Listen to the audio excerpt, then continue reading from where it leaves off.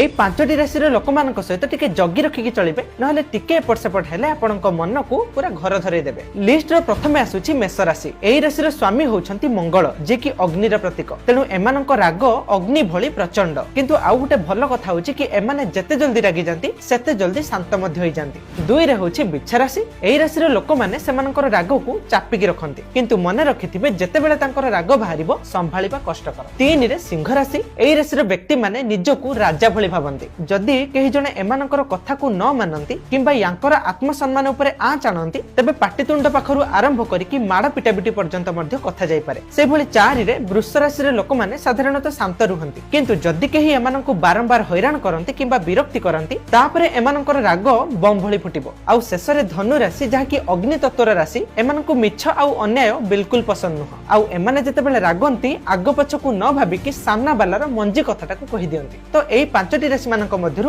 ଆପଣଙ୍କର କୋଉ ରାଶିଟି କମେଣ୍ଟ କରିକି ଜଣାନ୍ତୁ।